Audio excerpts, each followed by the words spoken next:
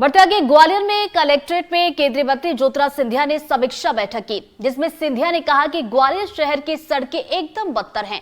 ऐसे में अधिकारियों से अगली बैठक में व्यापक रिपोर्ट मांगी है। साथ ही सिंधिया ने अधिकारियों को दिशा निर्देश देते हुए कहा कि सड़कों को 2 भागों में बांटा जाए।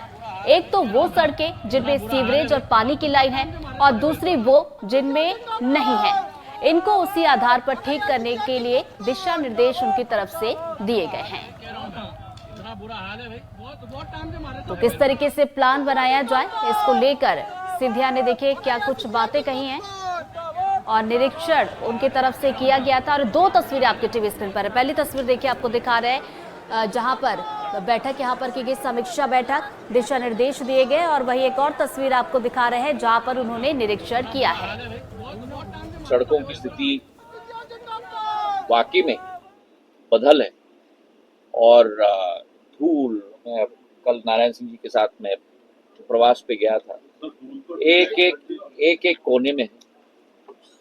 तो हमने इस पर करीब आधा घंटा चर्चा की है और प्रभारी मंत्री जी ने भी इस मुद्दे को उठाया है और ऊर्जा मंत्री जी ने भी, और हमने ये निर्देश दिए हैं कि अगली बैठक में ग्वालियर शहर की सभी रोड्स की वर्तमान स्थिति का जायजा लेकर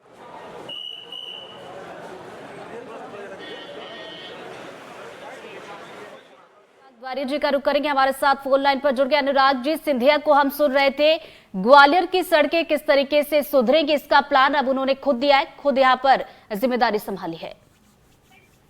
देखिए, मध्य प्रदेश की राजनीति बहुत अभी एक करवट ले रही है और बहुत ही रोचक अगर सियासी तौर पर इसको बात करें, क्योंकि जो ज्योतिरादित्य सिंधिया केंद्रीय मंत्री हैं वो दरअसल सांसद गुना शिवपुरी से हैं, लेकिन आज उन्होंने कलेक्ट्रेट में एक बैठक ली है ग्वालियर में।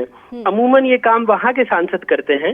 1.5 साल पहले जब यही तस्वीर सामने आई थी तो वहां के जो मौजूदा सांसद हैं उन्होंने ऐतराज जताया था और उन्होंने कहा था कि गुना शिवपुरी के सांसद हैं तो वहीं वो बैठक ले, यहाँ क्यों लेंगे। इसके बाद 1.5 साल तक आपने ग्वालियर की मौजूदा समस्याओं के ऊपर बोलते शायद ही ज्योतिरादित्य सिंधिया को सुना होगा, लेकिन पिछले कुछ दिनों से चाहे वहां की सड़कें हों, चाहे वहां की नालियां हों, जो प्रद्युम्न सिंह तोमर हैं वो भी सिंधिया कैंप के ही हैं, सिंधिया के बहुत खास हैं, ऊर्जा मंत्री हैं और वो भी सिंधिया के साथ ही पार्टी छोड़कर कांग्रेस से बीजेपी में शामिल हुए थे। और ग्वालियर के जो प्रभारी मंत्री हैं तुलसी सिलावट, वो भी सिंधिया कैंप के ही हैं, वो भी कांग्रेस छोड़कर बीजेपी में आए थे। तो अब ये समीकरण आप समझिए कि आज 1.5 साल बाद सिंधिया ने वहां पर कलेक्ट्रेट में बैठक ली है और जो गुना शिवपुरी और अशोकनगर, पहले यहीं तक वो सीमित हो गए थे जो उनके लोकसभा क्षेत्र में आता है, और लगातार वहां पर सड़कें टूटी हैं, नगर निगम से काम नहीं हो, क्योंकि नगर निगम भी वहां पर कांग्रेस के पास है। ये एक और मजेदार बात है। तो अभी पिछले कुछ दिनों पहले जब मंत्रिमंडल की बैठक हुई थी तो ऊर्जा मंत्री प्रद्युम्न सिंह तोमर काफी गुस्सा हो गए थे और उन्होंने कहा था ग्वालियर की हालत नरक जैसी हो गई है। मुख्यमंत्री उन्हें रोकते रहे और बाद में उन्होंने जब प्रभारी मंत्री जो तुलसी सिलावट उनसे पूछा तो उन्होंने इस बात की हामी भरी कि हाँ, ग्वालियर की स्थिति बहुत खराब है। अब आप समझिए कि कल वो मुरैना में थे। मुरैना इलाका है नरेंद्र सिंह तोमर का, जो स्पीकर है, पहले केंद्रीय मंत्री थे।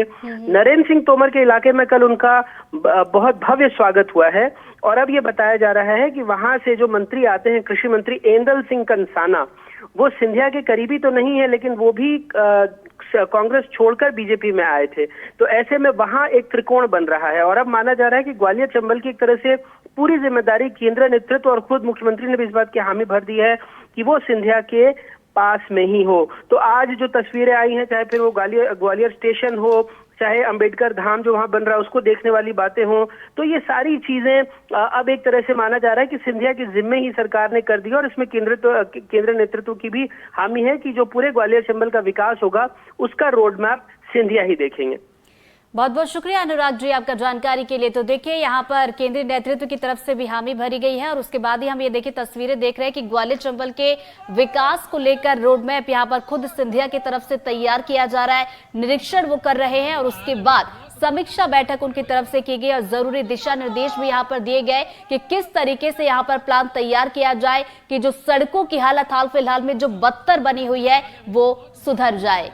तो देखिए, 2 तस्वीरें आपको दिखा रहे हैं, 2 तस्वीरें हैं जहां पर एक तरफ उनकी तरफ से निरीक्षण किया गया मौके पर पहुंचकर, तो वही एक तस्वीर उस वक्त की है जब उनकी तरफ से समीक्षा बैठक ली गई। और देखिए किस तरीके से यहां पर एक प्लान तैयार करते हुए और साथ ही साथ जो तमाम अधिकारी वहां पर मौजूद थे उनको जरूरी दिशा निर्देश भी उनकी तरफ से दिया गया।